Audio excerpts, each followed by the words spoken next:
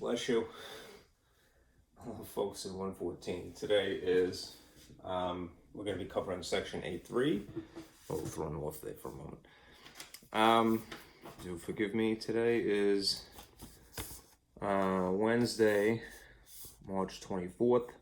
So we are covering section 8.3 as scheduled. The packet that I have for you today is a diagram that I swiped from your textbook.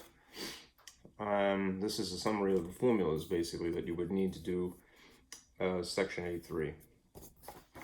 And copies of, if I could just separate the pages, copies of the word problems. Okay, so this should go relatively quick. All right. Anyhow, if you're following along, do print that out. And let me give you an overview as I'm inclined to do.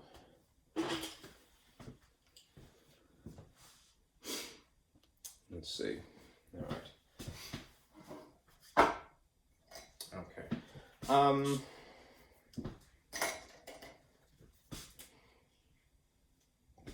There's a lot of terminology that is, I wouldn't say conflicting. It's just a lot of words for the same thing. So perhaps to clarify, let me give you this. All right. There are dimensions and measurements that are involved or associated with those.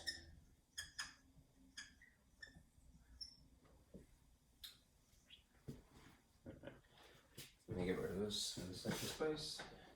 Okay. There are those dimensions that are really relevant now, and then in theory there's another one that at least we have a name for.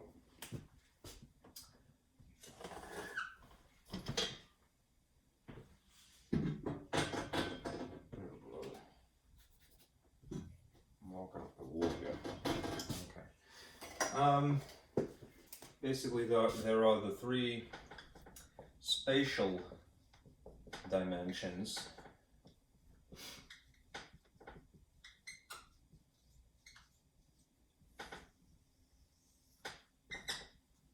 And then there is the fourth dimension, the one time dimension, which is time itself.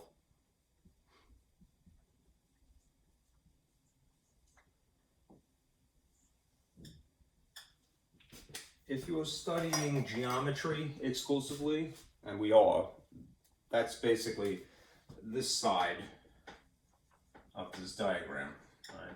Discussion of the three spatial dimensions. If you're studying physics, physics would include the dimension of time and how, things that are based upon time, like for example, velocity or acceleration, and then ultimately forces. Now, humor me, all right, if you think of things purely as being one-dimensional versus two-dimensional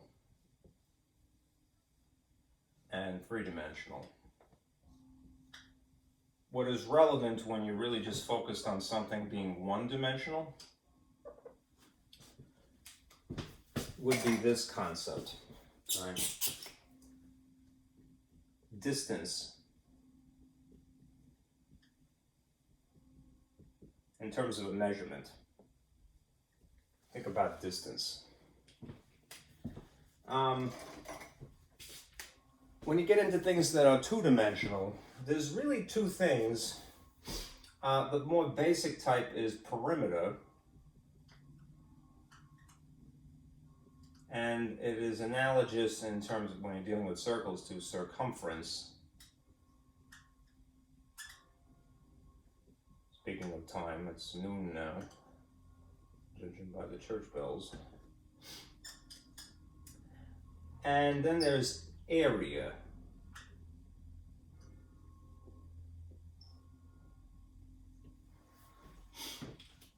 And then when you get into the third dimension, or you're dealing with three dimensions, we discuss volume first and foremost.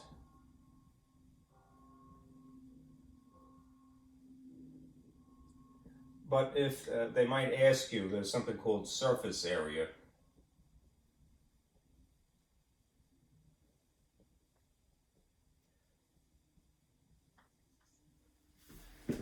which is a little misleading, but it's usually pertaining to a situation where you have a three-dimensional object and you're just basically measuring how the area of its faces. All right. Now, as for terminology, I'm just short on space, so what I'll do is I'll just eliminate this line here.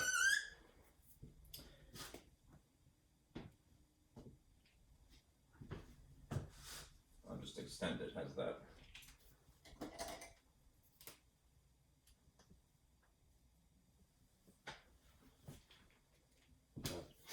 What I'm getting at, just firstly to summarize, is this.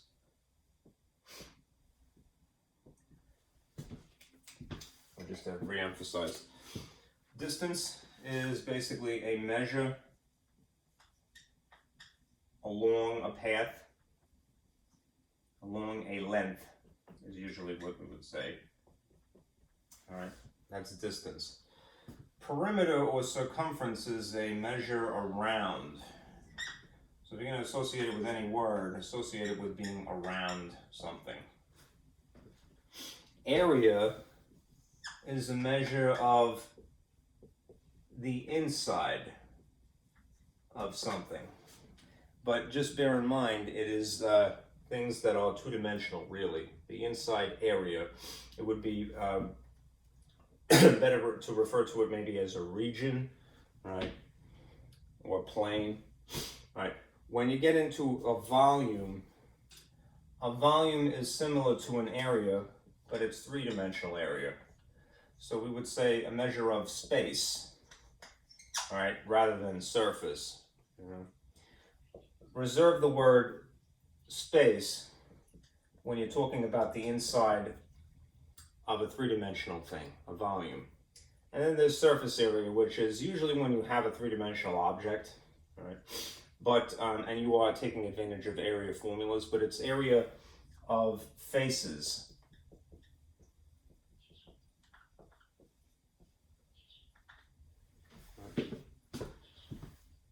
Usually. I hope that's not too faint. It's a bit dark in here, so maybe turn this on for a moment.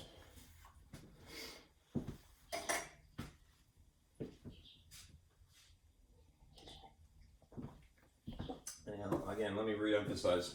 When you think area, think the amount of surface would be a better word, really, inside, all right? And when you think of a three-dimensional area, volume, use the word or affiliate with the word space instead. And normally when a student comes up to you and says, hey, when you say find the area, do you mean you want me to find the space inside?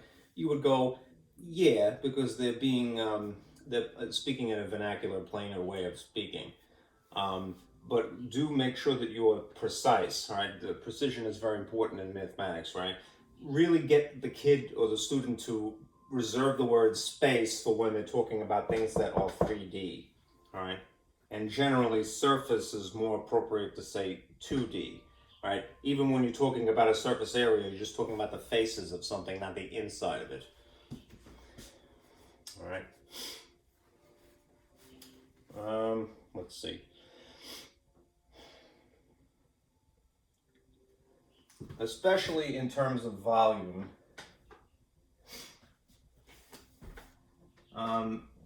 we don't just refer to things as sides.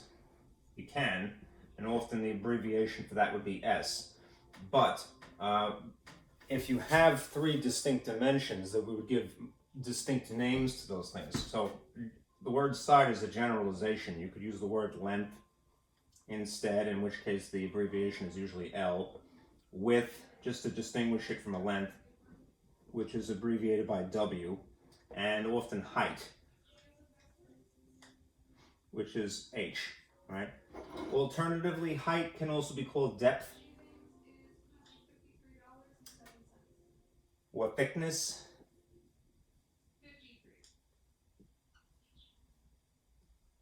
Right. Just bear that in mind, okay? Side is a generalization. You use that in the context of a square or a cube because all of the dimensions are the same. But if you have something that has distinct dimensions, then it would be more appropriate to use these words instead: length, width, and height.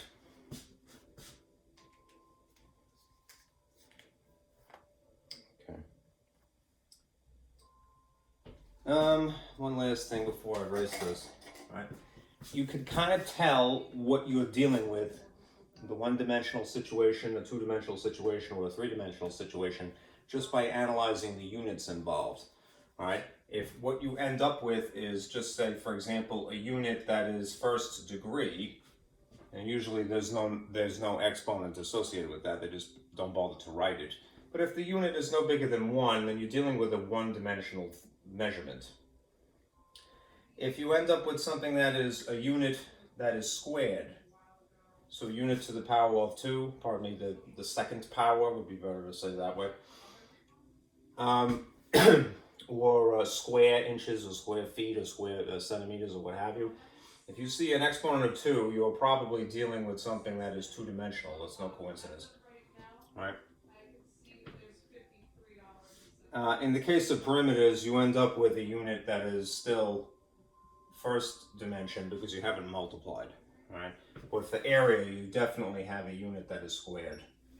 Right? For three-dimensional things, the unit would be, you might extrapolate on this, unit cubed. Right? All right, so cubic units. All right? Surface areas, because they are dependent upon area, would also be a unit squared. All right? That's the only deviation. All right? The true two-dimensional measurement, all right, would be an area in respect of 2D and volume in respect of 3D. These other things coincide, perimeters and surface areas. Okay, so kind of train your eye to look at the units. Sorry for the mess. All right, because then it will help you along when you're trying to decide what you're working with and how you should manipulate. Okay. Perimeter and circumference is the measure of the distance along the edge of something, and area is a measure of the inside surface region of something. Flat. Now, before I go further, let me talk about this a moment. In fact, you know what? Let me turn on the projector now. This is a good opportunity to do that. Come on. And we'll adjust the lights again.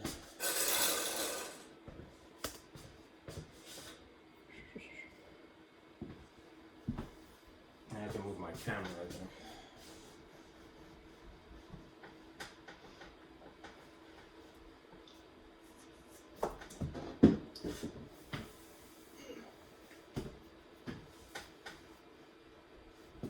Here's a good old web page. You notice they changed the color of it. We're no longer blue, folks. We're blue and green.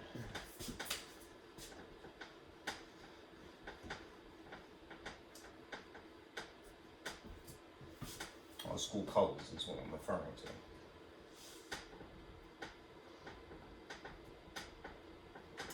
All right, if you look at this this diagram, I'm going to pull up now. I want to add something to it. Okay. I think I may have to adjust my lens slightly. Let me see.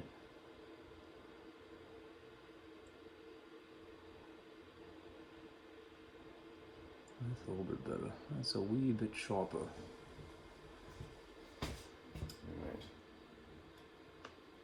Alright. This is a nice overview. I would, if you're doing your homework in my lab, have this diagram, this table, however you want to call it, at the ready so that you could just refer to the formulas. Alright.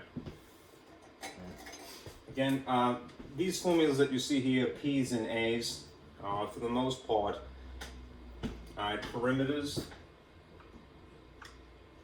or in the case of a circle, a circumference is what C is, and area formulas. There is one exception that I want to point out in a moment. All right, remember, a perimeter or a circumference is the measure around something.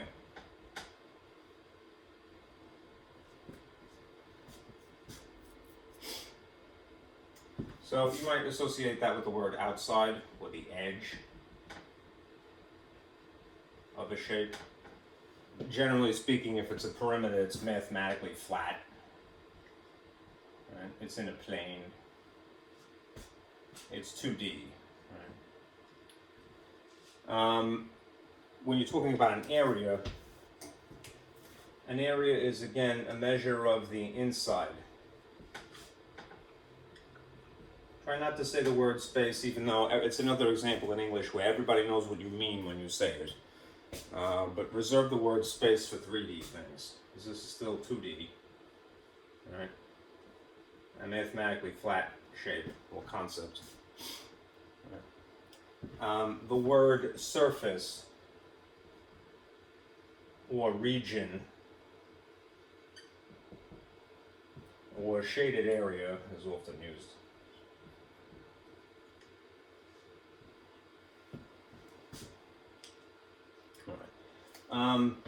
And these are intuitively abbreviated by P or by A. Now, if you notice in the case of triangles, I'll blow up on this.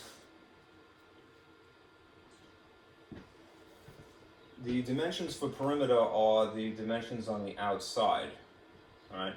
And since a triangle has only 3 lengths connected, all right, it's side 1, side 2, side 3. They put little subscripts here, all right, just to differentiate, or rather to distinguish one side from another. If it was equilateral, then they would just say 3 times S. When you're looking at area instead, the bottom that is perpendicular to this dimension here, which is H, right? For height, how tall the triangle is base. Right? When you get to a square, you could get away with using the length times width formula for a square as well as a rectangle. But technically, it would be more concise formula because the dimensions that are the side dimensions, again, they don't use the word length or width in the case of a square technically, because they're identical. They would just say side squared, right? And if you're trying to calculate the area, according to the perimeter, would be 4 times S, right? A parallelogram is, remember, a shape that is something like a rectangle, it's just sort of propped one way. The dimensions that you have to look for are the bottom of this, the base again, and this height dimension, okay? When you get to a trapezoid, there's 2 different bases. There's a base here and there's a base here. So you would add these first, okay? That would make, in theory, if you were to superimpose this up here, one very long base, and then there would still be the height. And then, because you don't want to make something that is much larger, that would be a full-size parallelogram, just you want half of it, that's why there's a half in here. Okay.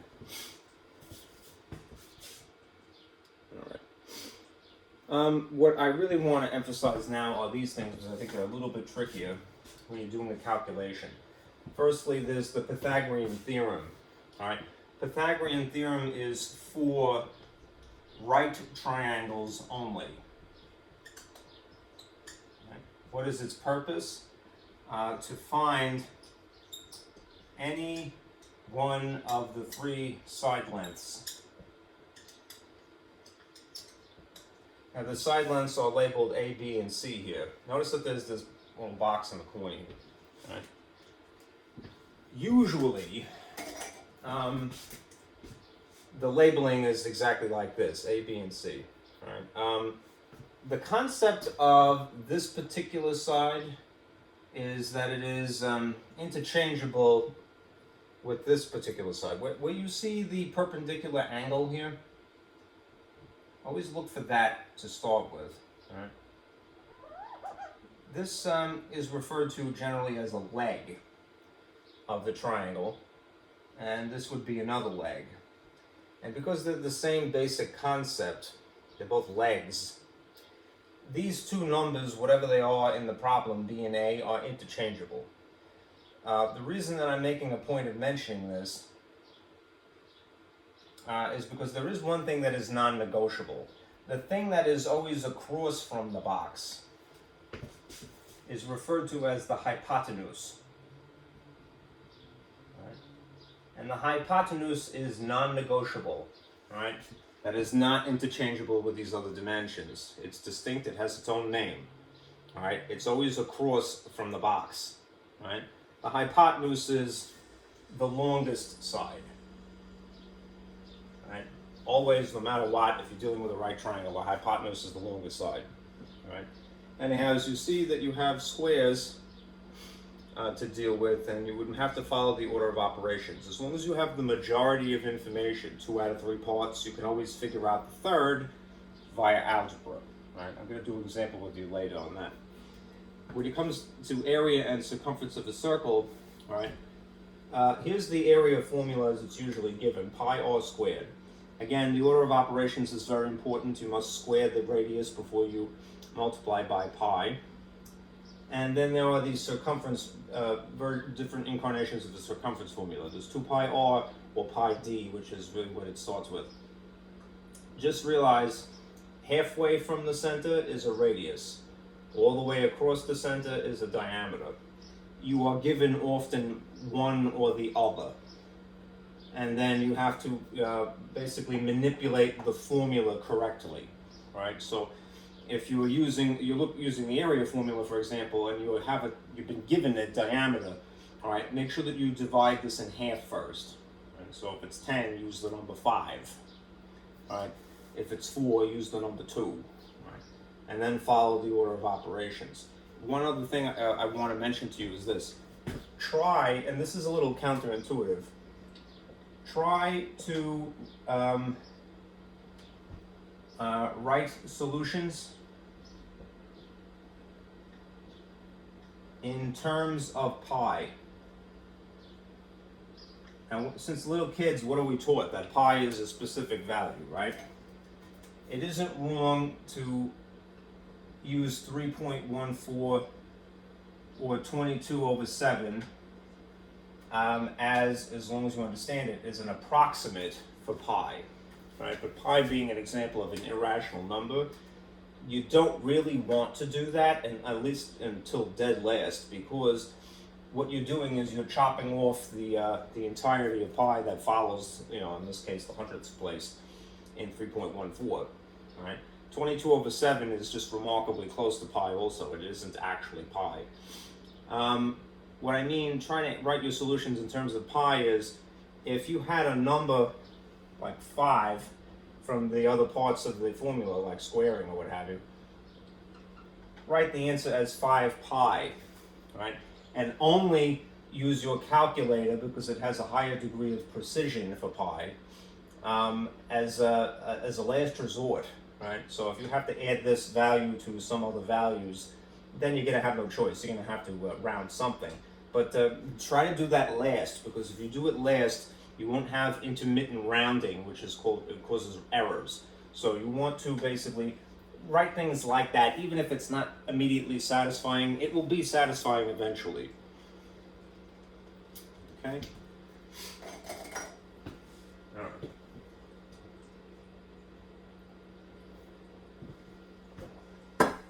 Let's do some examples.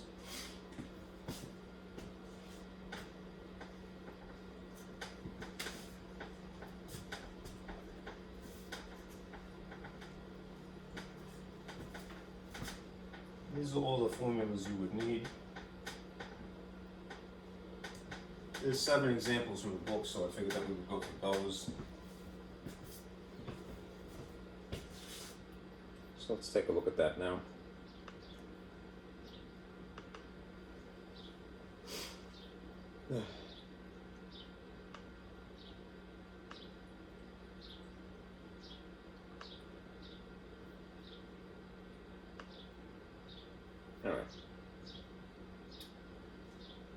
A good habit when you are doing these types of problems is to,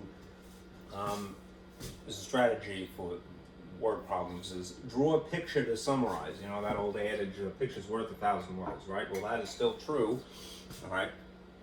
So draw a picture to summarize whatever information you are given, all right? A person, Rob, wishes to replace the grass, the sod, all right, on a lacrosse field, all right? One pallet of this brand, Bethel, whatever it is, foam sod cost $360 and covers 480 square feet. One pallet essentially equals two different things. This is a little faint, so let me close my door and see if I can get this to be a bit brighter. It's a wee bit better. I'll write this in blue. One pallet is equal to what? $360. The reason that I'm immediately writing this little equation here is because we are already familiar with conversion factors, right? And we're basically assembling some conversion factors. We're reiterating the text in a slightly more mathematical, concise way. One pallet is $360. So we could say one pallet equals $360. Right? But it also has a second conversion factor. If it is necessary, you could use this as a conversion factor instead. One pallet is simultaneously 480 square feet. So I'm just going to write 480. Maybe I'll use red just to distinguish it. Immediately above it, and I'll get out of the way in a moment.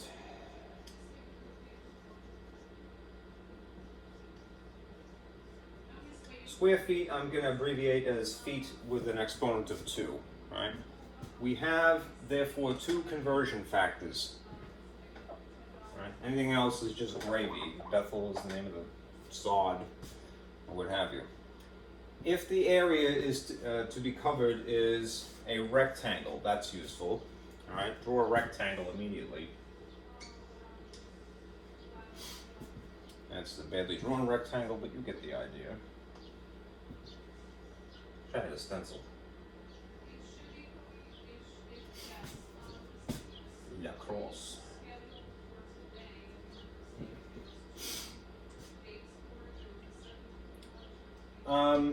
With a length of 360 feet, let's just say that this is length is equal to 360 feet.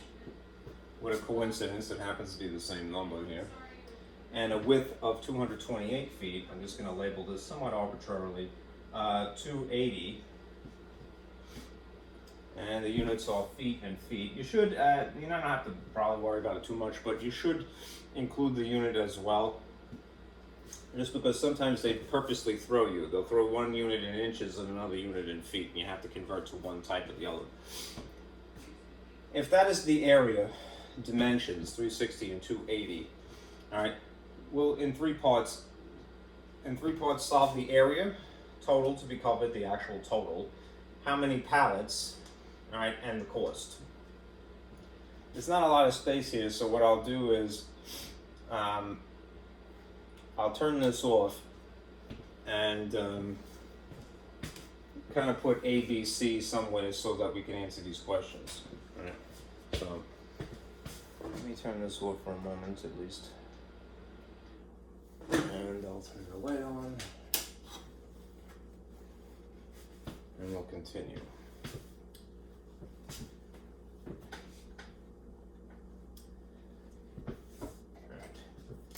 Taking this information, right, we'll answer this A. What is the total area is what A is asking. Well, in order to decide what the area is, we would have to figure out what kind of shape this is. They did specify that it is a rectangle. So then we would go to the sheet, our formulas, our toolbox here, and look specifically at rectangle and then pluck out the area formula. You might at this stage in your life already intuitively know the formula, in which case good, right? But if you don't know it by heart, then you have the resource. So the area is equal to the length times the width, right? It is specified that the length is 360 feet and that the width is simultaneously 280 feet, right? what's going to happen when you multiply feet times feet? There'll be an abbreviation using an exponent. Right? In which case it would be logical you'll have so many feet abbreviated squared, square feet, ft for feet, and an exponent of 2. As for the figure, all right, what is 360 times 228? It actually is. I'm not awake yet. 228, sorry. 288, rather. Damn. I had 1 cup of coffee and it's not working. Desperately need more. I'm sorry. 288 feet, this dimension is width. All right. When you multiply these two, as you would, you should end up with what? 82,080. Caffeine powers activate, please. All right. Doing logarithms. Let me just verify. 288. All right. No. It's 228. Jesus Christ, man. What the hell's wrong with you? 228. 228. All right. Should produce this. 82,080. Again, not enough coffee is bad. All right. Don't be like me. I'm setting a bad example here. Drinking too much coffee and complaining about it, that I didn't have enough. All right. Anyhow, here you go. When in doubt, we have a machine to verify. 360 times 228, not the 2 other numbers I quoted. 82,080. So I gotta wake up. All right. Here's our area to answer part A. All right. To answer the subsequent questions, and they are number of pallets. All right. We're going to incorporate the one or the other conversion factors that we had established. All right. Remember, conversion factors, although they're often written horizontally like so, like a little equation, when you're using them, you could write them in the style of a ratio, all right, at will. So, total number of pallets, all right. Since we have an area to work with, we're going to go with using this conversion factor of the 2. All right, so I would write 82,080 feet squared times, and then I would purposely rig the conversion factor, remember, in the style of a ratio from a couple of weeks ago, all right, that would cross-cancel feet squared. So I have a conversion factor that says that it's 1 to 480, all right? It's a pallet to feet squared, all right? That means that I could write it as 1 on top of 480, or I could write it as 480 on top of 1. The appropriate orientation for this purpose, all right, would be like this. 1 pallet is 480 feet squared, all right? Only for the reason that if you put feet squared down here, it will cross-eliminate those units and leave you with what you want, all right? This is, again, what we had done a couple of weeks ago, a couple of classes ago, conversion, from chapter 7, all right? Anyhow, it's therefore really this top thing times this top thing, and this bottom thing times this bottom thing, which means that it's really 82,080 divided by 480. All right. Just because I don't trust myself, I'm going to use my calculator right now until I appropriately wake up. Okay. So you end up with that. 82,080 divided by 480 essentially is 171 pallets. Okay. Why 171 pallets? Because that is that's the figure 171 from essentially dividing. I know this is a multiplication problem, but look what happens. 82,000 times 1 is 82,080 on top. The unit that is left over is pallets, which is what you're looking for. And 1 times 480, if you disguise that to look like a fraction, stick a 1 under it, is 480. The units were canceled. This is the arithmetic involved here is 171 pallets. All right. One more of these.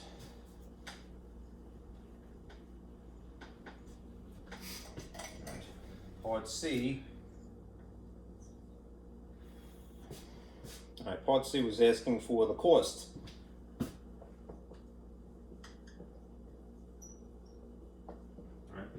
That would employ the second conversion factor that is alluded to in the word problem. So we'll use the same, well, we have just concluded 171 pallets, so we'll go with that. All right. That would be more appropriate. 171 pallets times the appropriate conversion factor, all right, would eliminate the unit, for lack of a better phrase, all right, pallets, and leave you with dollars in this case. So if you want dollars to be left over, then dollars has to be on top. If you want pallets to be canceled, then pallets has to be on the bottom. It's always this sort of mental exercise that you go through, right, when you're trying to decide how to arrange the parts of this conversion factor, the orientation and the ratio being above or below, like so. Decide the unit first and which is going to get canceled, because that will ultimately force your hand, right? 360 would end up here and 1 would go down there because of the units involved, right? This will eliminate these units because they are diagonal, all right? And then it's really just a matter of 171 times 360. In which case, what do you get? Well, if you take 171 and you multiply by 360, what do you get? You get, sorry for the glare, 61,560. So that's the total cost here. $61,560 to sod a lacrosse field. Okay. If you intuitively know that this is the formula, good, right? If you intuitively knew that you had to divide without employing any system to get 171, good. And if you knew intuitively that the answer would involve 171 times 360, good, all right? But just remember that your intuition is not enough, all right? If you're in the position of teacher, you have to give your students the tools. You just can't go vomit math on them and then go, here, kid, I know how to do it. You know, you got to give them the system, all right? And even though I, sort of stumbled my way through it because I'm not really awake yet, all right? What I want to impress upon you, especially by the end of this video, is that this is a system that is going to be repeated, all right? And the repetition is part of the exercise, all right? You're learning a process. You're not learning a specific answer. There's an infinite number of problems. Right? You have to have a system, all right, to give to another person, all right? Whatever your blessings are, they're good, all right? And don't try to talk a kid out of their intuition either, but just make them realize that you have to have a system if you're going to explain something to another person.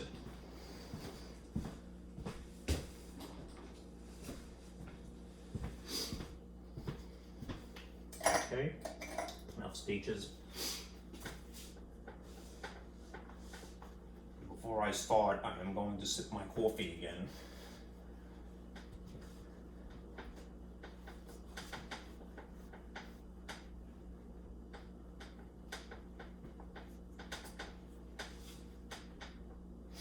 All right, bear with me one moment.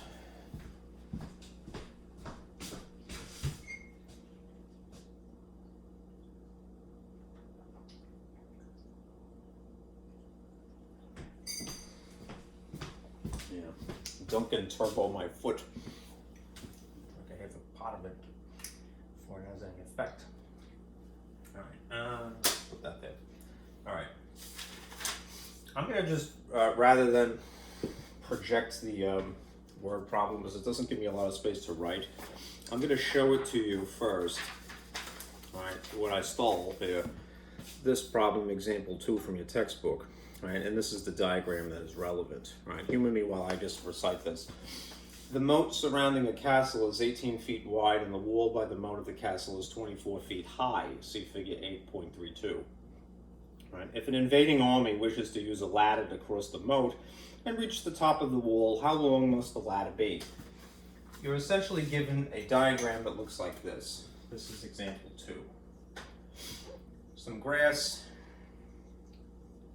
all right, a little moat, as this is a castle somehow, and there is a structure here.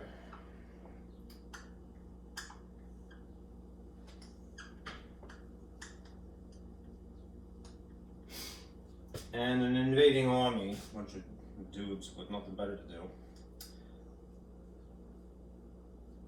looking to invade this castle. Right. Anyhow, they have decided to basically storm the castle by erecting a ladder that crosses over the moat. All right. Now, this isn't the best drawing in the world, all right, but immediately ask yourself, what shape do you see forming here? Just to highlight,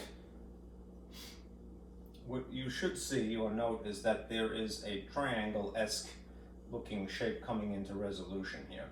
All right? And assuming that a castle wall is perfectly vertical like so, this would happen to be a right triangle. Since it's a right triangle, we could use the Pythagorean Theorem, if necessary. Right? The question is, how long is this ladder?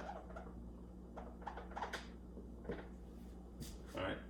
This is a diagonal line because of the ladder being laying across from the edge of the moat here over to the wall here.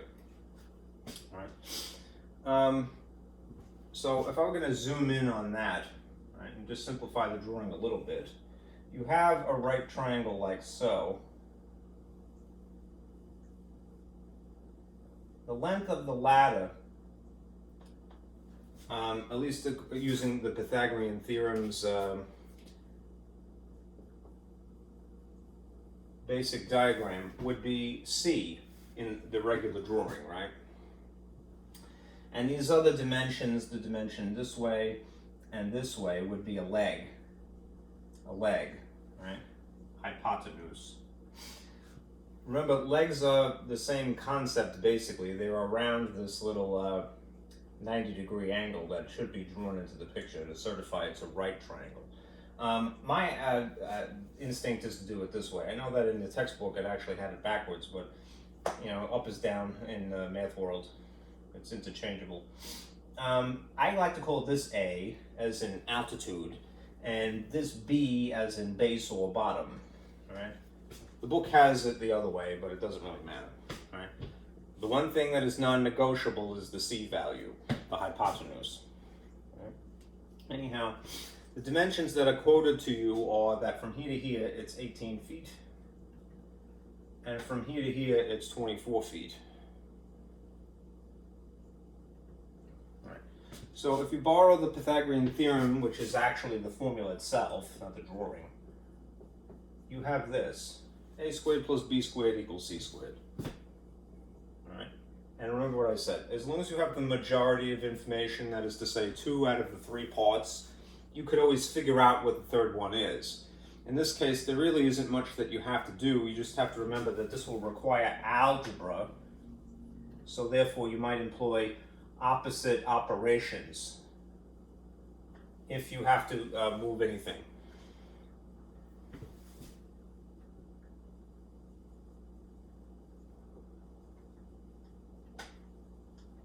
Over the equals, right?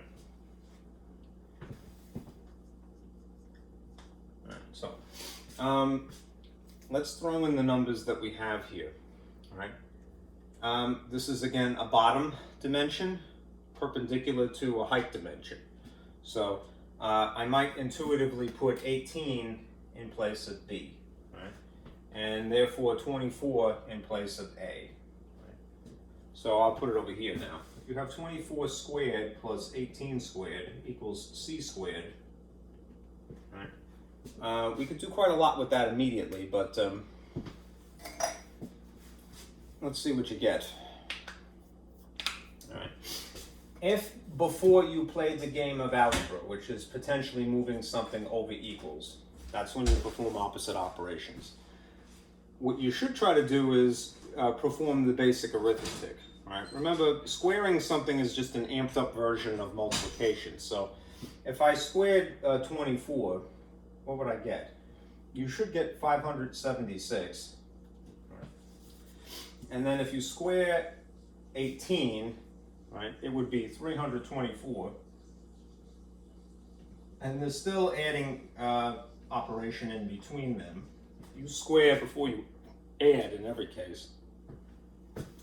Then if you combine these, you end up with 900 on this side of equals.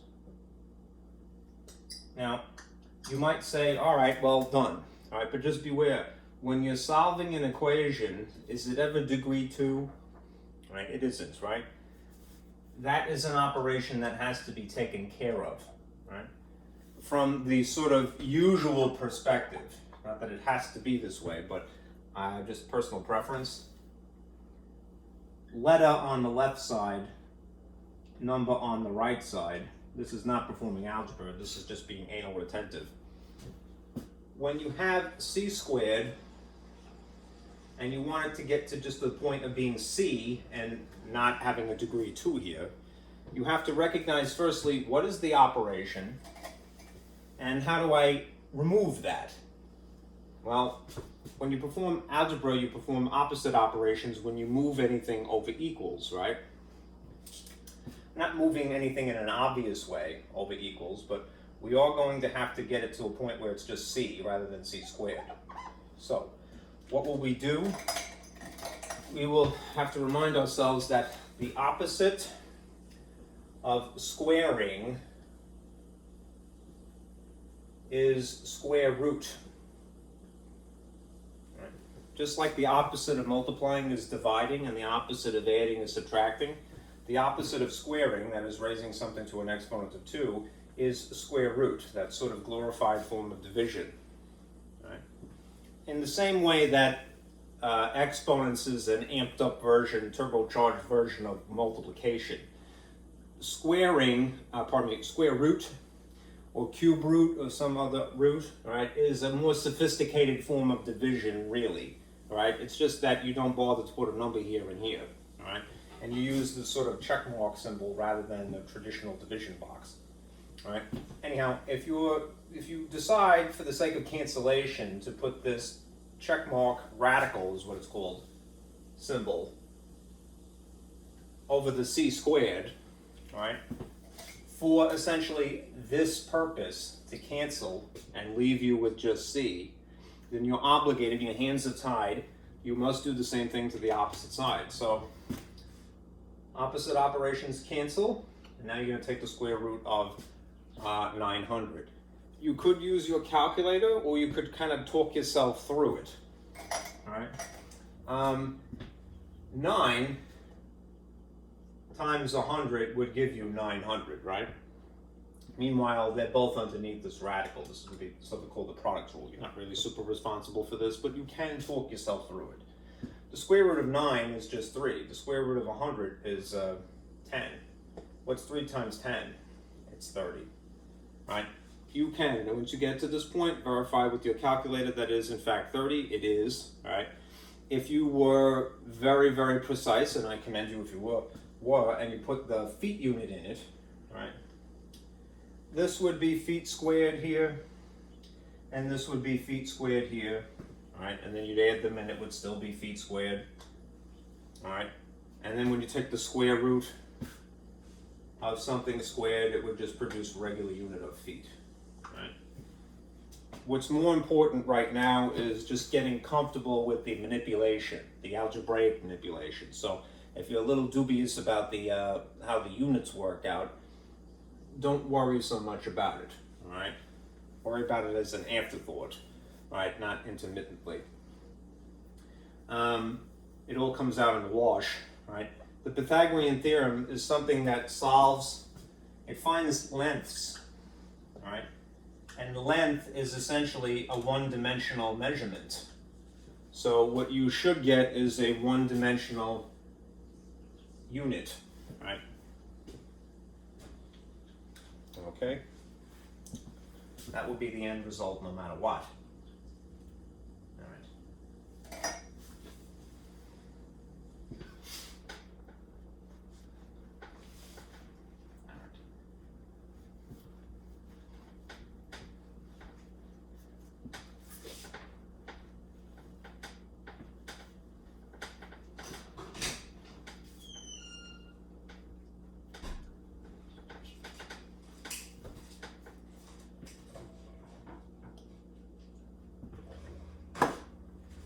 Okay, in the case of number 3, I'm going to do myself a favor and sort of partition this right off the bat.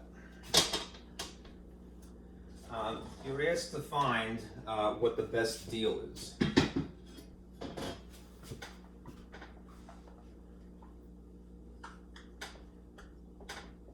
The best deal on specifically pizza. That's kind of vague though, right? The best deal is essentially the least amount of money.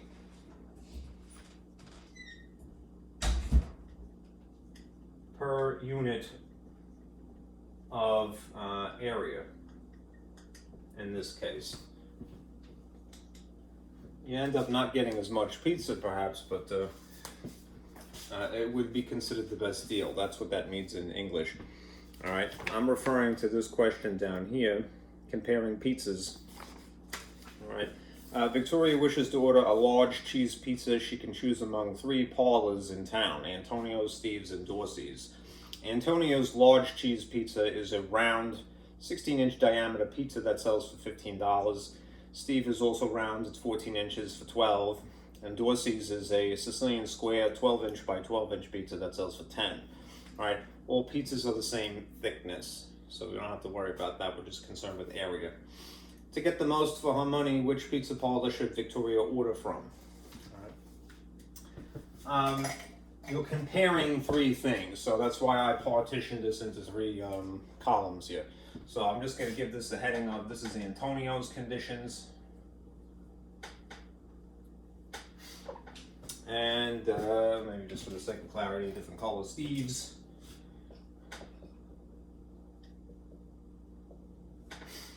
And then I hope this is going to write Dorsey's.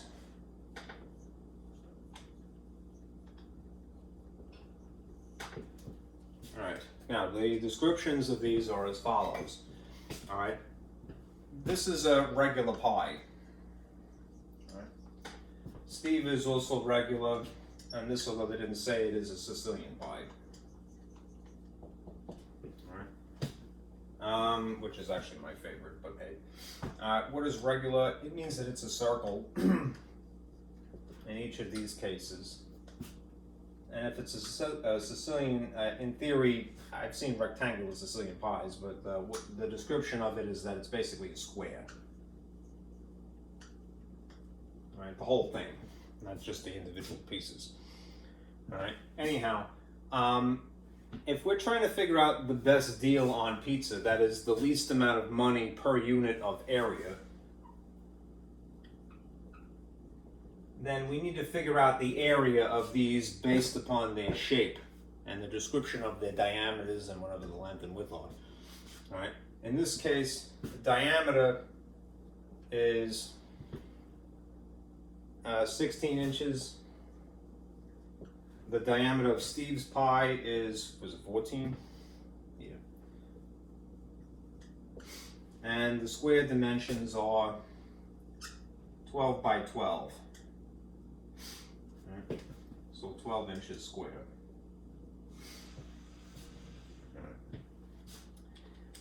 Right. If we were to calculate the area of a circle, right, we would again refer to diagram unless you have it memorized. All right, here.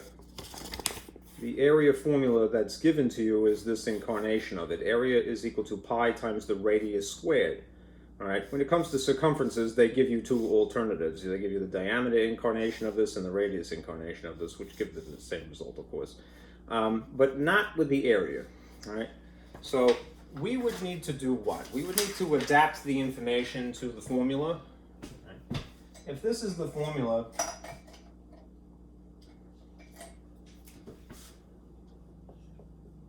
area is equal to pi times the radius squared, and that would be the same thing that we end up using here because it's coincidentally the same shape. Right. They've quoted a diameter to us. We have to adapt that to the formula. So what is half, since the diameter is twice as much as a radius, and a radius is half of a diameter, what is essentially half of this? Half of 16 would be just 8 inches, right? And in this case, half of 14 would be 7 inches. That's the actual figure that we should use, right, respectively. Right.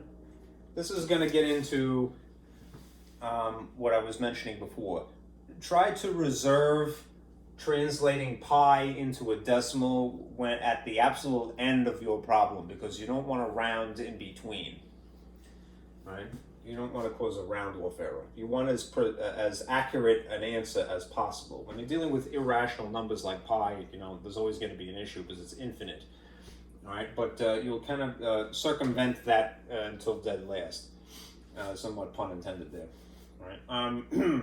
The formula for area of a square, you could, of course, get away with using what everybody knows, length times width, right? But since you're talking about a square, there's really no reason to give it those labels, the dimensions of it, length and a width. They're the same thing. So you'll notice that the formula for area of a square is simplified to just s times s, or you could just simply say s squared. That's no coincidence. Okay. Maybe we'll do that one first because it's really super easy. All right. If the dimension of the side length of a square of Sicilian style pi is that it's 12 by 12, then you would just simply insert 12 here, all right? In which case you would get this as an area. No rounding involved. You would get an area is equal to 144. If it's inches times inches, then it would be inches squared. Save this information, okay? When it comes to Steve and Antonio's, though, when we insert 8 here in place of radius, I always put a little parentheses as like a pocket that you have to fill. You have to remember to follow the order of operations appropriately. There is multiplication going on here, but there's also the more sophisticated form of multiplication, which is squaring. So what should you do? Square first. Okay. 8 squared is really 8 times 8, which is really what number? It is 64. And then to make it look a little bit neater, the good etiquette, if you will, would be to put the number in front of a letter. It would be 64 pi, right? That admittedly is not very satisfying, but I would leave it like that for as long as I possibly can, right? Right.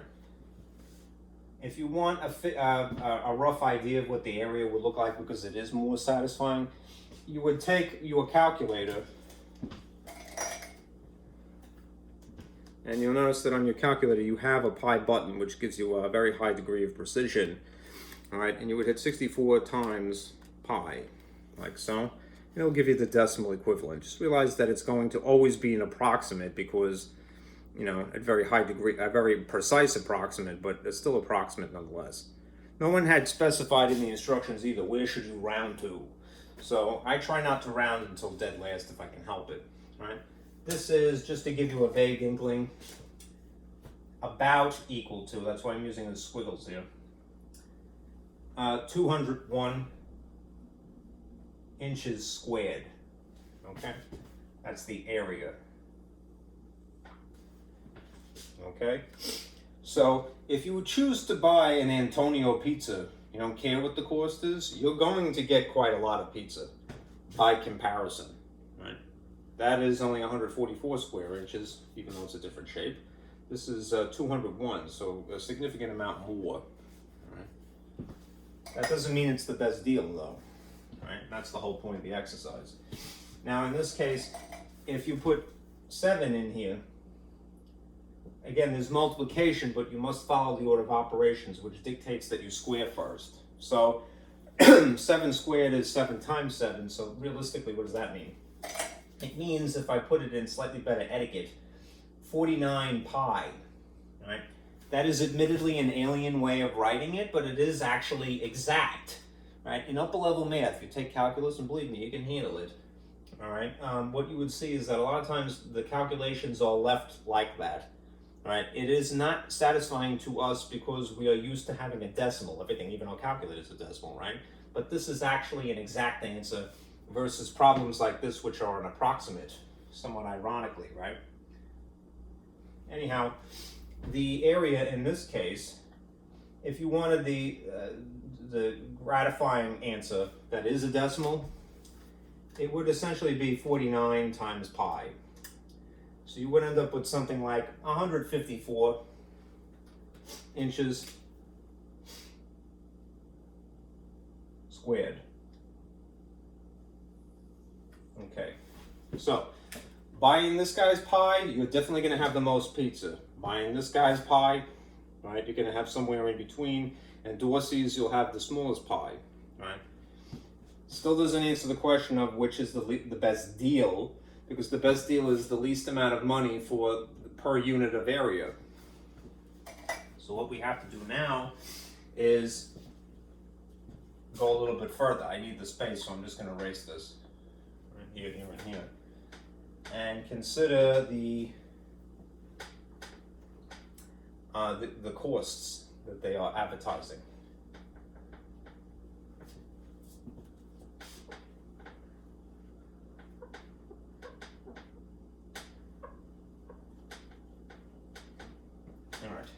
Now, the information that is given to us about Antonio's is that it costs $15 for this size pie, right?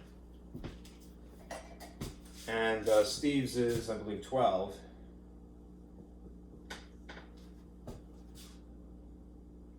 Yep, and Dorsey's is 10.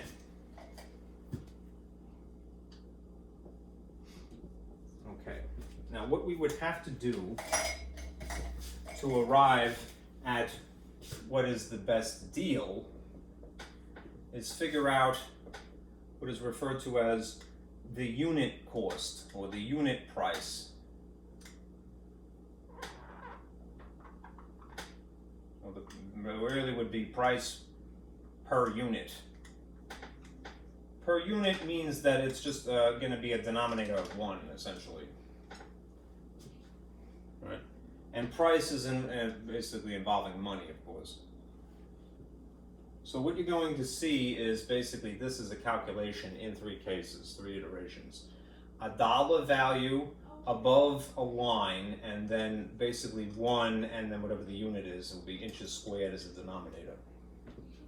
Okay? If you're going to compare prices, then you have to have the dollar value on top, right? If you're looking for a unit cost, which is what this is called, somewhat ironically, the dollar value has to be on top, no matter what. That's non-negotiable, okay? So we're going to take this $15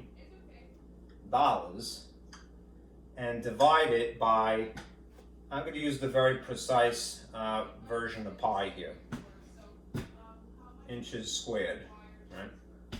And in this case, I'm going to take $12 and divide it by the very precise 49 pi inches squared. And then in this case, it's really super easy. It's just going to be 10 divided by 144. Right? No pi involved. But this is how you would have to have it written or entered into your calculator if you're going to, and I would certainly use a calculator in this case. All right, 15, you type or you enter first, division, right? And then because you're trying to get a high degree of precision, a highly accurate answer, will incorporate actual pi. Use the parentheses buttons on your calculator. All right? All right, at this point. So you type 15, the division symbol, then hit the parentheses button and enter this, and then close the parentheses. All right? Could you use 201 down here instead? Could you use 154 down here instead? Yes, you can. But again, this is my point that I mentioned earlier. If you want an as accurate as possible answer, you do rounding dead last, not intermittently. All right? Okay. So we'll see what we get in each of these cases. All right. And I'll show you how this would look on a calculator. 15 divided by, here's the button that I'm referring to. You have a parentheses button, all right, to encapsulate the bottom. Make sure that it understands that this is entirely a denominator. You can't leave that out. All right.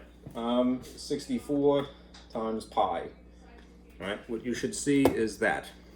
All right. When you encapsulate something in a parentheses, you're saying that is the whole. It's comprised of two parts, things being multiplied, but that's the whole. If you leave it out, the calculator may erroneously say, all right, well, pi is not part of the denominator then. All right. Just being careful. All right. And this is what you get. You get the price per unit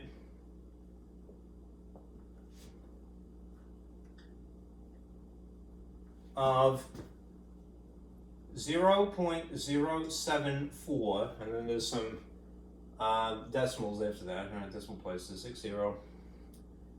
I'm just going to go up to the edge of the screen, per 1 inch squared, right? Having done the division, this is the ultra precise price that you would see. Now, granted, in real life, money cuts off at the pennies, which would be where the 7 is sitting, right? 100th place, right? But I'm going to leave this just for a moment because I may need to compare. And in theory, there might be digits after this, right? Anyhow, once you do the division, 1 is what becomes the denominator. And this is the unit that is there, inches squared. All right? If you deal with this one, it is going to be 12 divided by 49 times pi. So you would enter it like this. Sorry for the glare. And then you see this. 0.0779 53442. Whatever it is potentially after that. Because you actually divided this by this, the unit at the bottom is now 1 inch squared. Right? It's a price per unit. 1 is a unit. Okay. And these are remarkably close. Again, in real life, money stops there. Right? All right. As for this one, just dividing 10 by 144, you end up with this. 0.069 for repeating over 1 inch squared. All right. What I want you to zero in on is what you see encapsulated by this rectangle here, here, and here. All right. Now, this would be an extremely stingy person, right? who would try to figure out, well, what is it going to cost, in fractions of a penny, which is what, past this point of 7 here would be a fraction of a penny, all right? All right. But, all right, what would it be? What would be the least amount of money per unit of area, all right? It would, in fact, be this. Dorsey's is the best deal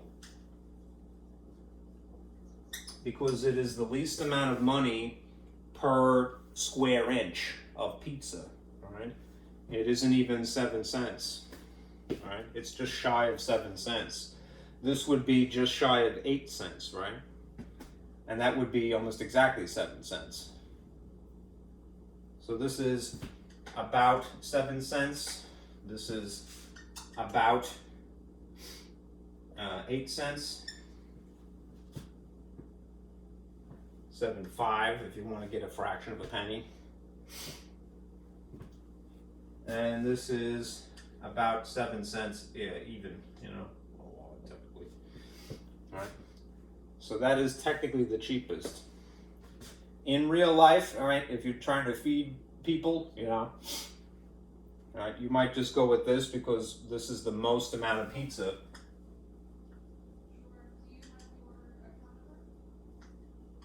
And the rate at which you're paying is not drastically different, really. All right, that's almost just shy of 7, and that is just a little bit more than 7. All right, but all right, this is in fact the best deal. All right, ever so slight as it is. It's the least amount of money per square inch. All right, the least amount of money per area. All right. All right. Let's look at number 4. And maybe I'll turn on my projector again. And we'll go a little bit quicker now.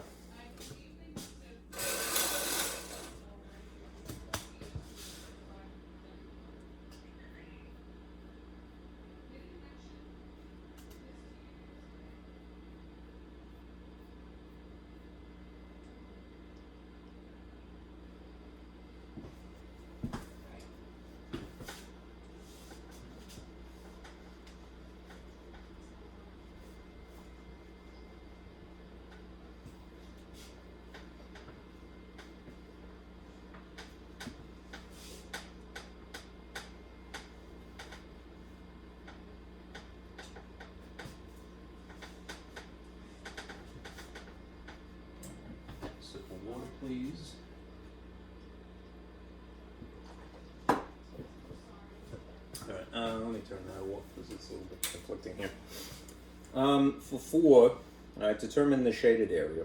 All right, when you're trying to determine a shaded area in general, usually what that means is that you have to subtract. Right? It could involve adding for more complicated problems, but it usually is subtraction. Right? If there's a hole, basically, right? And that's what you can think of this as being, right? The shaded area is the total area minus a hole, in this case.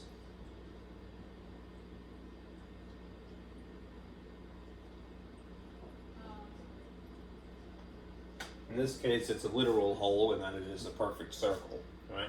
But what two shapes are involved in this case? Right? The total area would be the extent that this reaches to, and that shape is a what? It's a parallelogram. So if we're looking for the area of a parallelogram for the sake of, subscribing it or identifying it as a total, and we need the area of a parallelogram formula. Right? In which case it would be a base times a height. All right? Well, the base is this dimension that runs along the length here, the bottom, which is 10. So it's 10 feet. The height, on the other hand, is somewhat disguised. All right?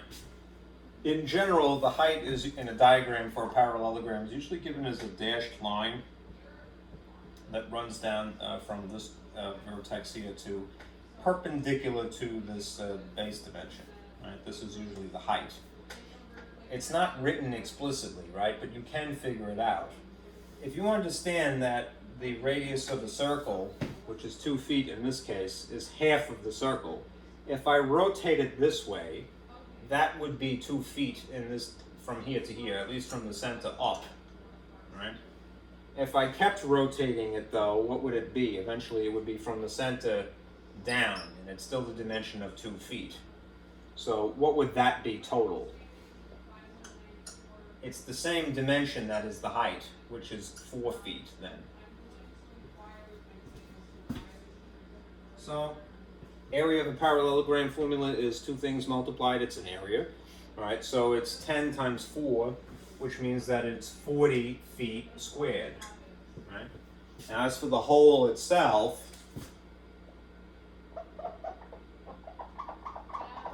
the hole is basically an area of a circle.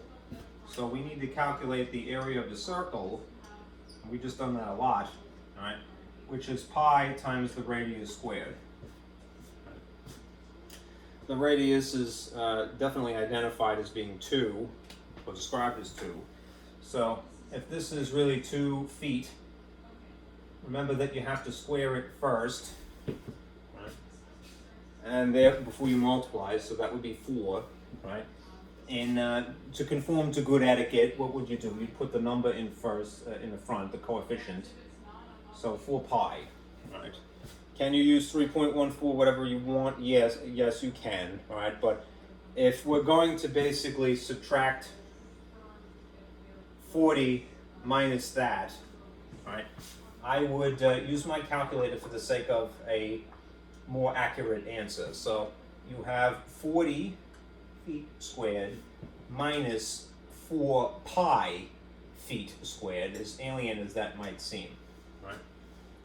When you're entering it, just for the sake of, again, greater accuracy, that is a better answer, more close to what it should be, maybe put this in parentheses, right? Just to make your calculator know that it's 4 times pi, okay? So what you would do is enter 40 minus, and then use the parentheses, and then put 4 times pi and close the parentheses like so, and you will get a very precise answer. Precise because it stretches all the way to the edge of your screen, all right, and it's accurate because this is closer to the exact answer. Right? The exact answer would be the entirety of pi, right, which nobody could ever get. All right. Anyhow, this is what you should have, right? 27.433,62939. Right. So this is, if I'm going to round it, now I'm rounding it as an afterthought, not intermittently. Right. 4.3. They didn't specify the round to the nearest hundredth. They're saying 3.3. The nearest hundredth place. The nearest hundredth is where this first 3 is sitting. So based upon 3 sitting adjacent to it, you would keep that 3 and then just knock off the infinity that follows it. So your answer would be this. The shaded region is about equal to 27.43 inches, no, it's feet rather, sorry, feet squared. 27 and 43 hundredths feet squared. Okay. Now you notice if you have this printed, that in between there is this page. This is a diagram that you would need to answer the subsequent question, applying lawn fertilizer.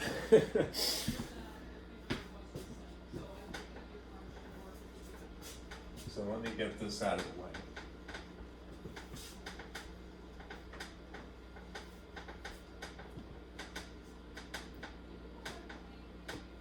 I get a sip of my coffee.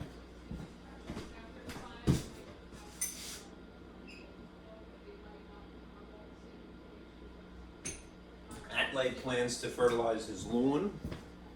The shapes and dimensions of his lot, that is the actual grass, house, driveway, pool, and rose garden are shown in the figure that I'm going to move the slide back to.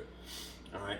1 bag of fertilizer costs $29.95 and covers 5,000 square feet. Determine how many bags of fertilizer Atley needs and the total cost of the fertilizer. Assume only full bags may be purchased. A couple of things to pluck out of here before I go back to the diagram. Number one, without explicitly stating it, they're giving you again a conversion factor. 1 bag of fertilizer costs this much and covers that. So I'm going to write it up here.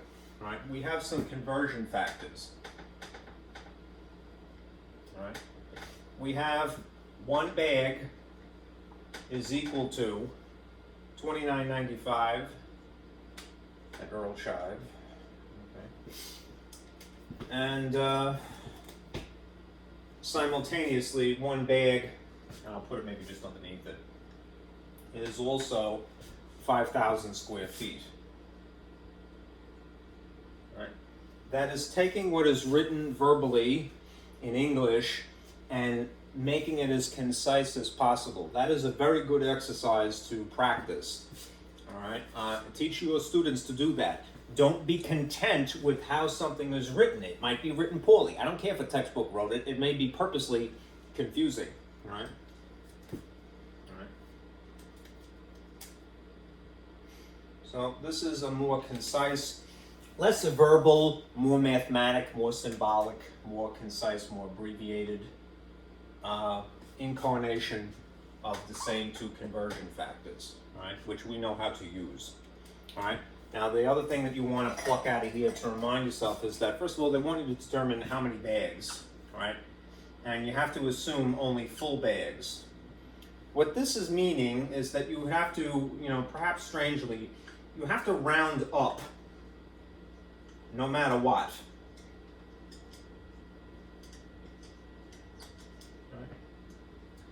It would be considered bad rounding when you have something like this. Just say hypothetically you had, 2.1, right?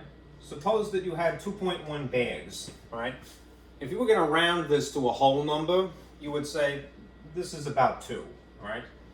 When somebody is telling you that you have to assume only full bags, what they're telling you is that you have to round up, define what you're taught, because you can't buy a fraction of a bag. All right.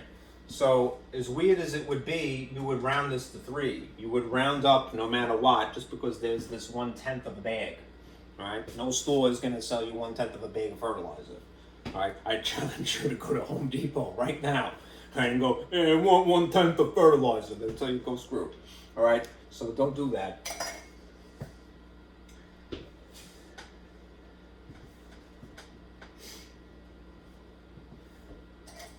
All right, now, determine how many bags of fertilizer. Okay, and that's that.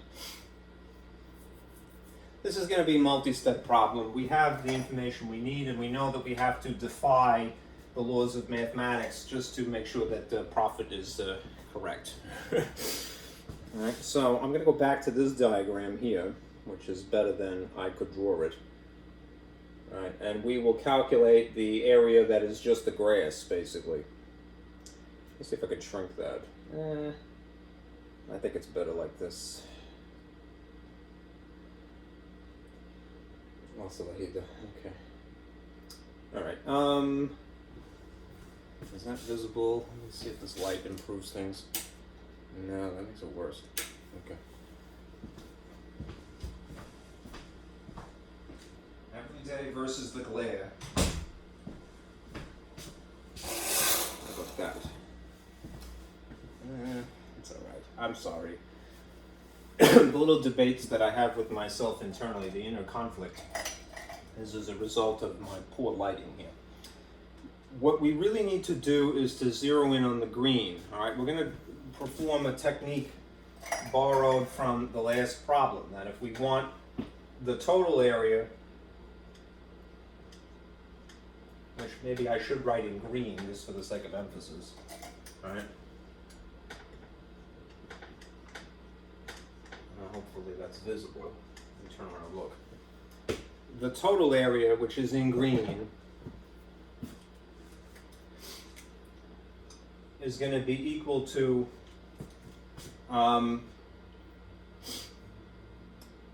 the rectangle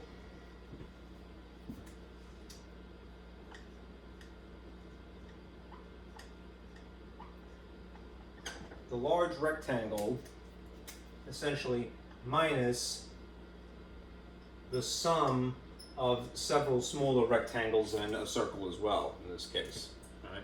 So what we would need to figure out is what these rectangles in this circle are, because they represent a whole in this case. All right. Minus a whole. Right. What is the whole comprised of? right? A pool, a house, a driveway, and a rose garden.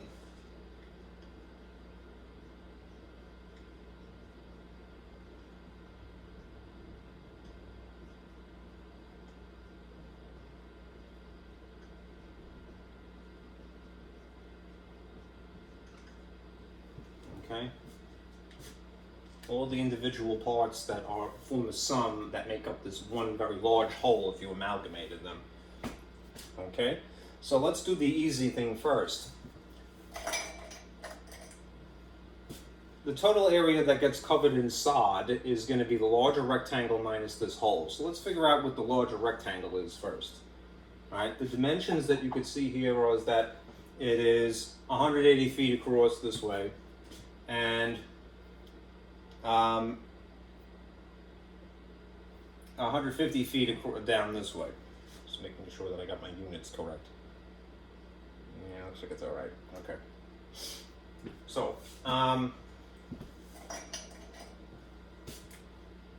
the rectangle, the area of the large rectangle, I'm using subscripts, is a length times a width. So therefore, it is 180 times 150. Feet. All right, what's 180 times 150?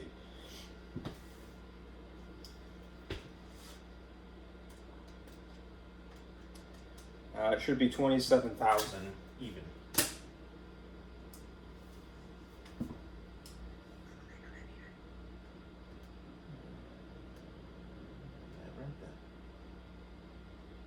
That is correct. I'm just debating why I didn't write that. All right. Okay, so this is 27,000, right, feet squared. Okay, that's the larger rectangle. Now, if we figure out these smaller components here, that's a 30-foot. I'm going to write the area superimposed upon pool, house, and down driveway in rose garden. This is 30 times 20. Right, because it's an area of a rectangle as well. Right, so what is that? That's 600. Right, 600 feet squared. Right. This is 60 times 40, which is 2,400 feet squared. Right, and this is 40 times 16, which would be 640, I believe. 10 times 40 would be 400. And 6 times 4 would be 2,400, right? 240. So 640, right? 640 feet squared. 200 plus, 400 plus 240 is 640.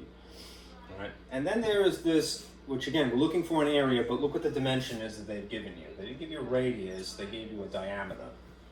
So if you wanted to calculate this, it would be pi times the diameter divided by 2 squared. You would have to divide 24 first, right? Then square it, then multiply by pi. So what you would get if you put 24 in here, divide by 2, is really just pi times 12, which is 144 times pi. I'm again reserving the right to multiply by the decimal that we're familiar with, 3.14, until last if I can help it. So this is 144 pi, essentially. Not quite as satisfying yet, but it's feet squared at this point. All right, so the sum is going to be 600 plus 2,400 plus 640 plus whatever that works out to be. All right, what I would do to calculate this whole now, right, is write out what you're going to type first, because it will make you a little bit more strategic. All right, I might do that along the bottom here. All right, the total area we're going to enter into our calculator now is this: 27,000 minus the sum, so I'm going to use parentheses, of 600 plus 2,400 plus 640 plus 144 pi. All right. If you enter it like so, all right, you will end up with a very highly precise and highly accurate outcome here for the total area. Right? You will have a better answer. Precision happens to be how many decimal places you have. Accuracy happens to be how close it is to the exact answer. I mean, it would be impossible to get an exact answer, but because we have to round at some point, but nonetheless. All right. So I'm going to enter it like so. All right.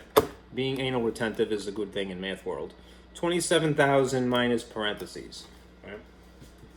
600 plus 2,400 plus 640 plus 144 pi. All right. And then I'm going to close parentheses. All right. You could put times pi if you like, or just write it next to it. Shouldn't be an issue. Then you hit equals, and there you have it. All right. 22,907.61066, whatever it is. All right. Now, I'm going to write that here. Hopefully this is going to be nice and dark, so it's legible. 22, no, it's too faint.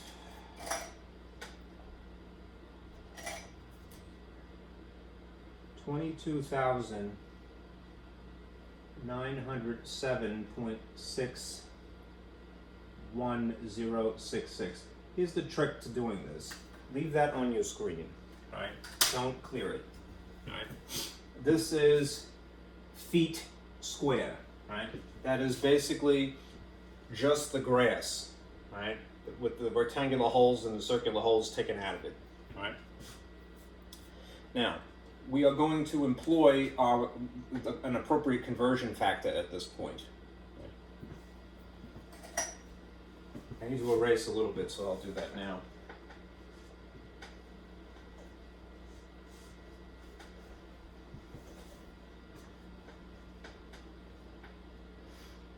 All right.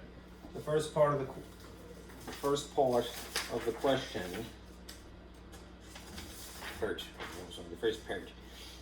Determine how many bags of fertilizer. All right. So if we're going to answer how many bags of fertilizer,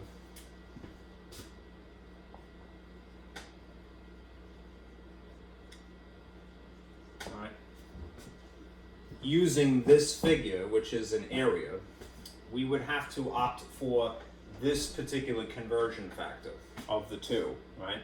I'm just going to write the decimal here. I'm going to, again, leave it on your calculator because you want to get as accurate an answer as possible.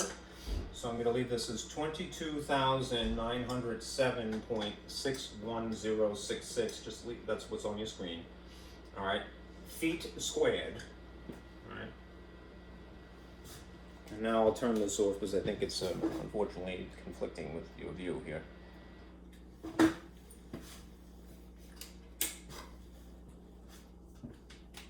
Times the appropriately oriented conversion factor that induces a cross cancellation of this unit, and it leaves us with a number of bags.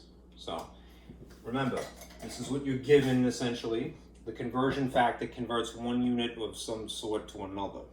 If you want feet to cancel, you would put feet squared down here. If you want bags to be left over, then bags would be above the line.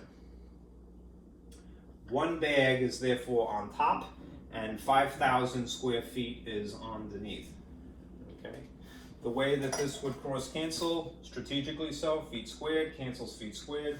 If you treat this like a fraction, it would be the top thing times the top thing, and the bottom thing times the bottom thing. What does that mean? It means essentially that you end up with 22,907.61066, whatever it is, into infinity, divided by 5,000. This is why I say leave that on your screen, because if you round intermittently, you're going to get a less accurate answer. So having left that on the screen there, and it didn't go to sleep, divide by 5,000, and you end up with this 4.58 whatever have you. Okay. Number of bags, 4.581 something bags of fertilizer. The condition that has been decided for us is that you can't purchase a fraction of a bag, so in this case, the rounding would be correct anyhow, but we're going to round up regardless, right? So to a whole bag, right? If we're rounding to basically the ones place based upon the 5 and the tenths place, all right, this would end up being about 5 bags. All right, that's how much the person would have to, in terms of fertilizer. There's going to be some left over naturally, but then you put it in storage. In your hypothetical McMansion here. All right, now the next thing is the cost of it. All right. The cost is going to be based upon what you realistically would have to purchase. So what's the cost? You're going to employ this conversion factor instead, because this translates number of bags into an amount of money. So if you have 5 bags and you want to translate it into an amount of money, money would have to be above the line and bags would have to be below the line. It's $29.95 per 1 bag. Okay. Now, when it comes to dollar sign, because dollars are not measured with a tool, they're counted. It's very subtle, but the dollar sign should be written in the front of the number, not behind it. I know I've seen people do it otherwise, not you folks, but I mean like in general. On the internet, people do that lazily all the time. Don't do that, all right? No street sign, no sign at a gas station that is ever going to put dollars after it. If they do, slap them. All right? All right, for exercising poor etiquette, if you will. All right? Not that I'm setting a good example. All right? Bag. All right? It's 5 times that. All right? 5 times $29.95 is exactly $149.75. All right, 5 bags, almost $150.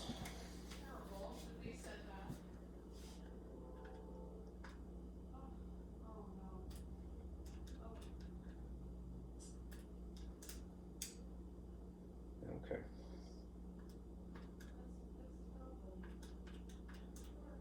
$149.75. Good. Okay, moving along. Okay. Let me show you something. For 6, I'm just going to read you the problem. There's no diagram really involved. It's just conversions. But let me set a good example and sort of strategically align this to a piece of paper.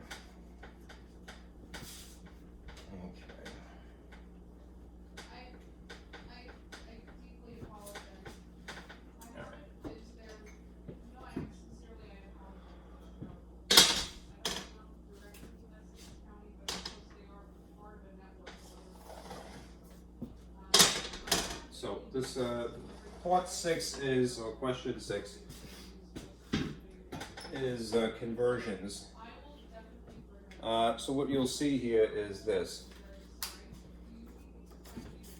Converting between the square feet and square inches. Right?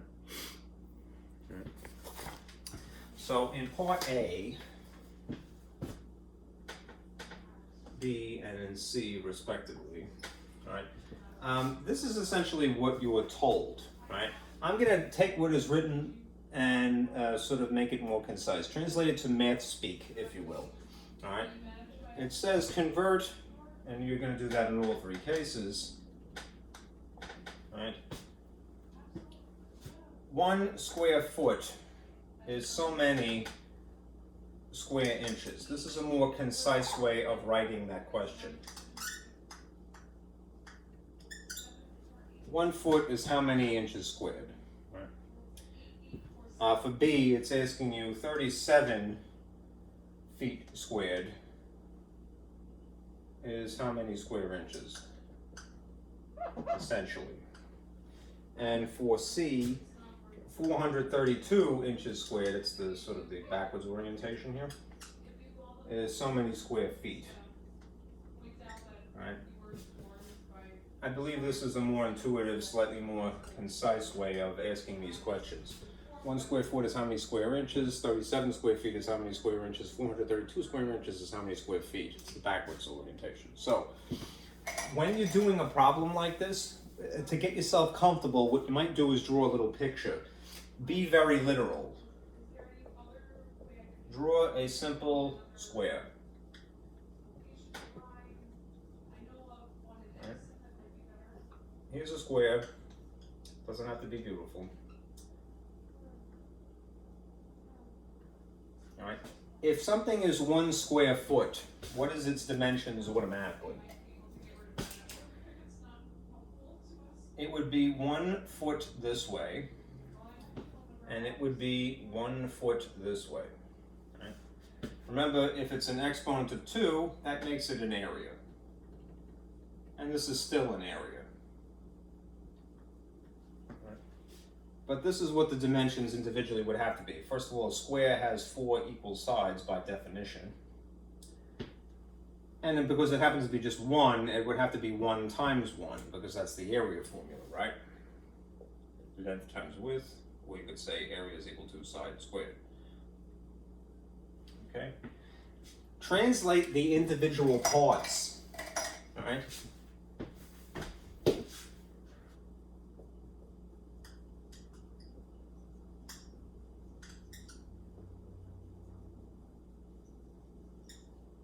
Translate the individual parts. I'll make it a little bit easier to handle. All right. 1 foot is how many inches? This is 1 regular foot. 12, right? That would be the case here. All right.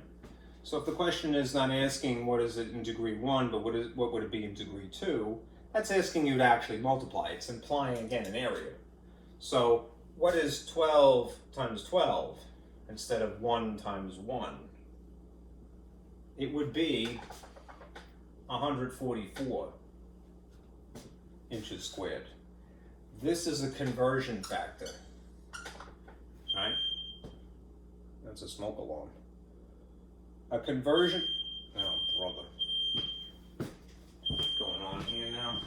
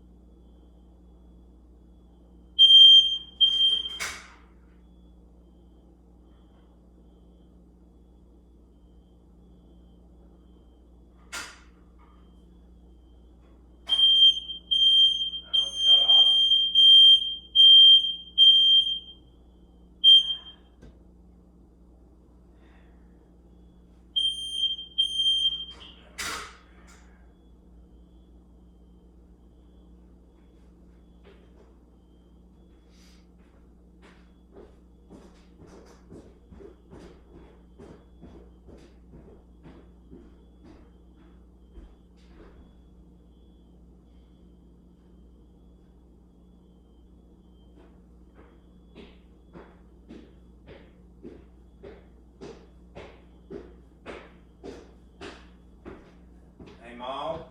Yes. Did we lose power by any chance? I appear to have power because my lamp is still on and my computer's light is still off, so I don't believe it did. Okay.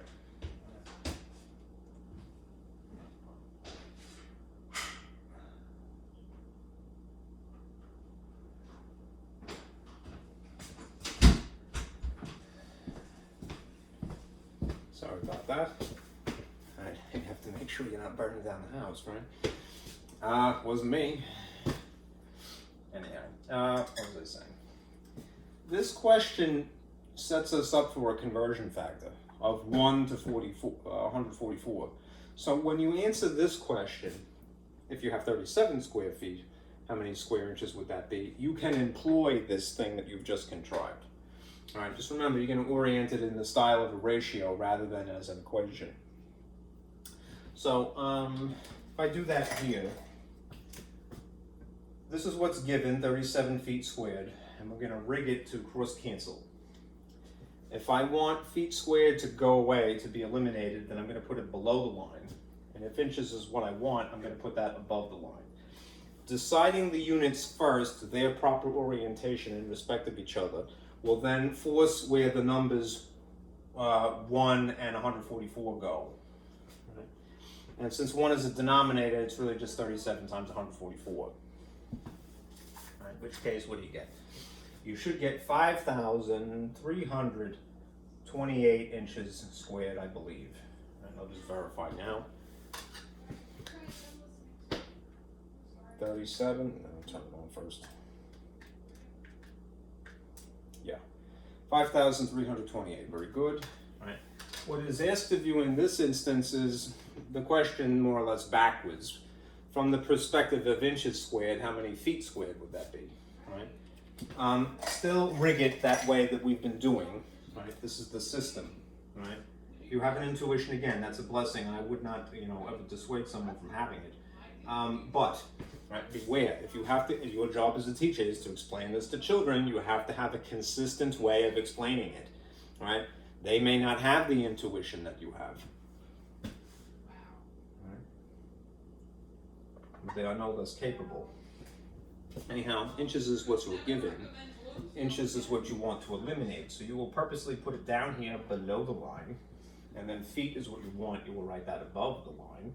And that will, again, force this conversion factor to be oriented in a peculiar way. All right, so 1 would now be above the line, 144 would be below it. Right? The effect is that inches squared will be canceled by a cross cancellation effect here. And if you treat this as if it was fractions, it would be 1 times 432, that's above. And 1 times 144, that's below. And then you're really just dividing this by this. So 432 divided by 144 is 3. 3 feet squared. Okay? It's a lovely system, all right, of rigging conversion factors, all right, basically employing what you learn in a chemistry class, all right. That to me was one of the great blessings of my life. I had a very good chemistry teacher in high school, all right, and even though she was not a math teacher, this is what she taught us to do. And it is easy to extrapolate that upon a math class. This is how a math class should be taught, right? That there's a system anybody can understand, right, if they do enough problems. All right. All right. Now,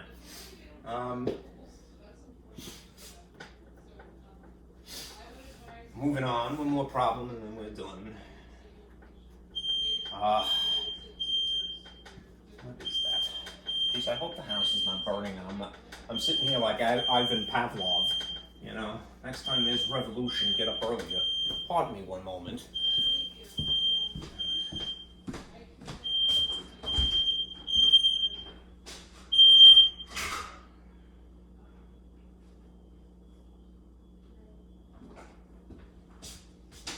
I think I had better text my landlord or someone.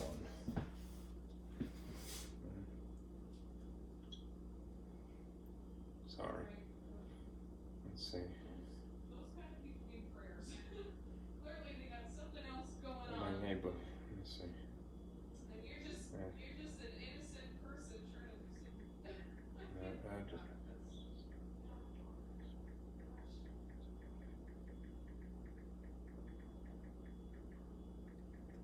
Of course, we're all under so much stress, right? We're all under so much stress because of the pandemic. I can't imagine why the rule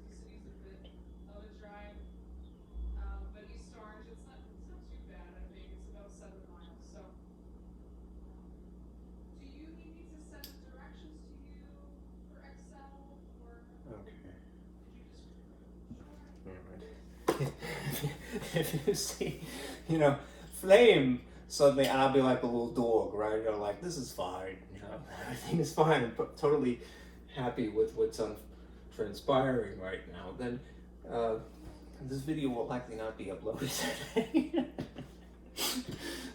This is fine.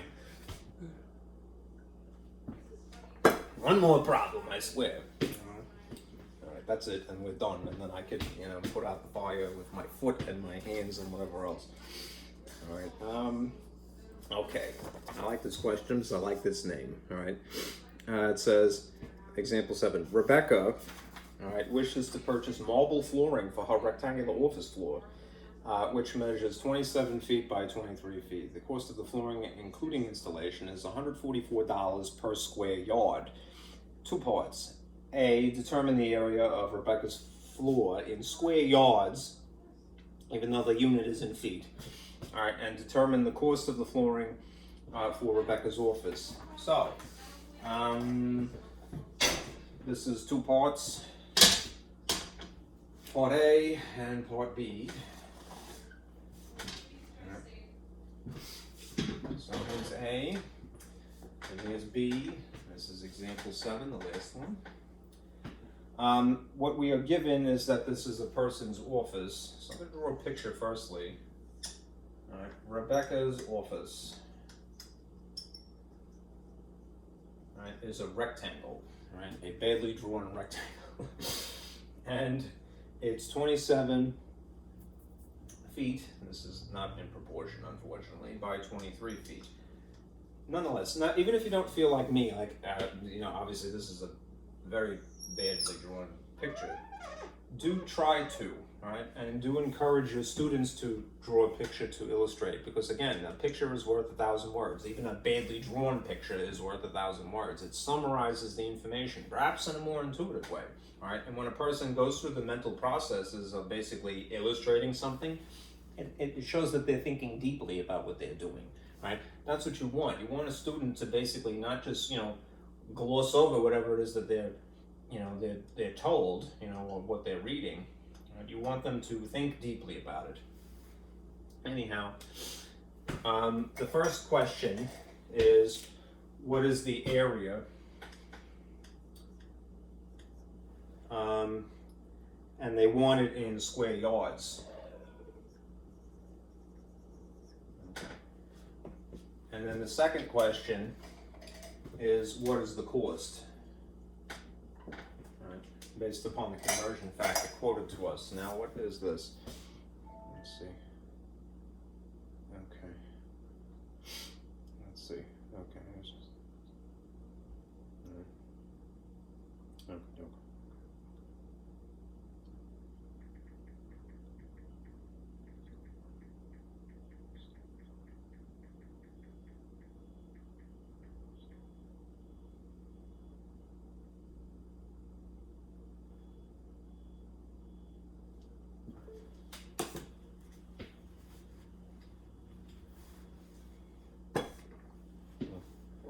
Okay.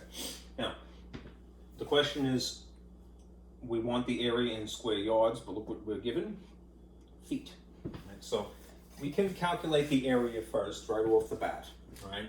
But just realize that the area that we're going to calculate is going to be in square feet firstly. So area is equal to length times width, so that's 27 times 23, right? The figure that we would get in square feet would be 621 feet squared, because it's feet times feet. Right, just to verify, 27 times 23 is indeed 621. Okay. Okay.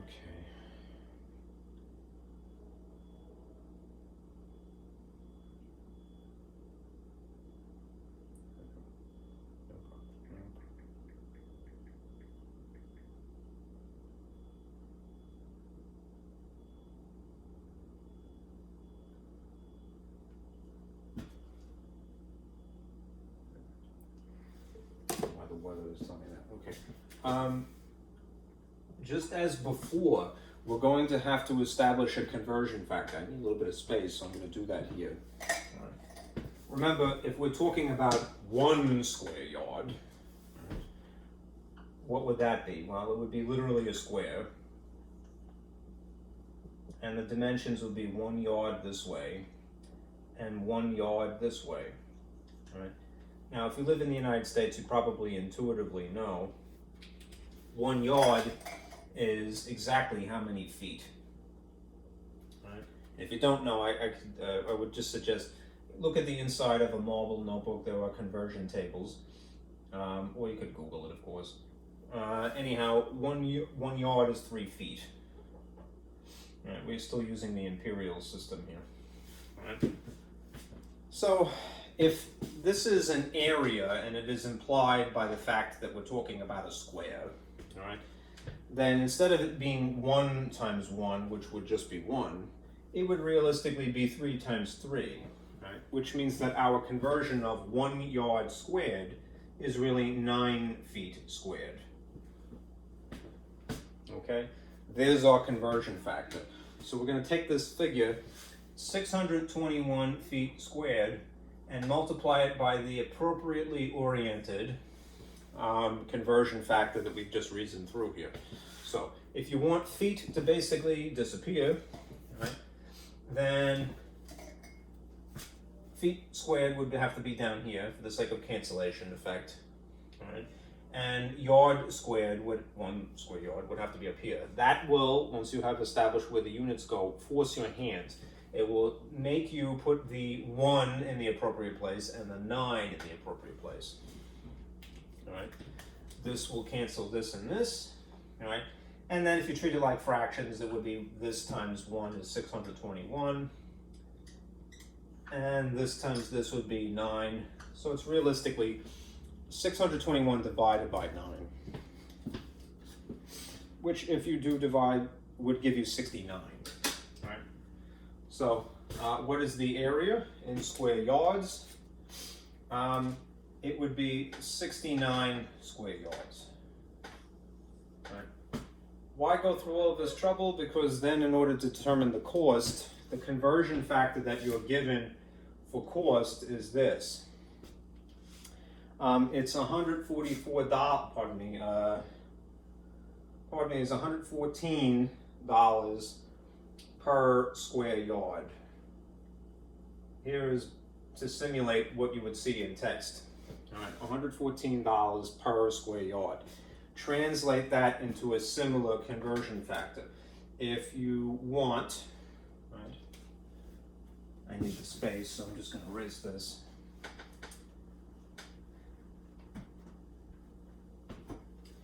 You could write it as a conversion factor of money on top and 1 yard squared underneath it, or if it is appropriate, you would put 1 yard squared above the line and $114 underneath it. Right? That's the beauty of conversion factors. You can, at will, right, orient the relationship as such or as such.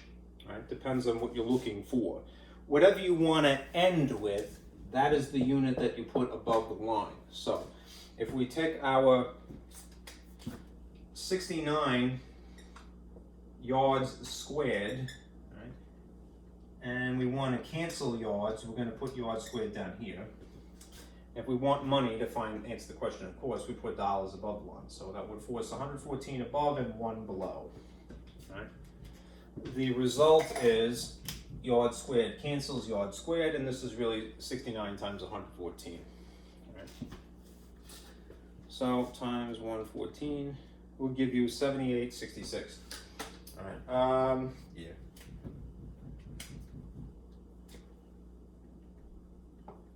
$7,866. Right? To basically put in marble flooring in Rebecca's office. Be nice office, right? Okay, all right, that is basically everything. We're exhausted. We've exhausted the problems that are available in the textbook, at least. So I'll stop. All right. All right. We're at 2 hours, right? Okay. So for homework, if you want to keep pace, What you want to do naturally is just section A3. All right.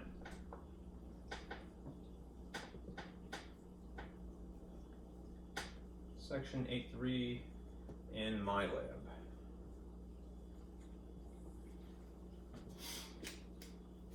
Okay, and then that's it. All right. I'll see you guys on Monday next week. Okay. Be careful out there. Don't start any fires, and if you see them, put them out. So long, folks.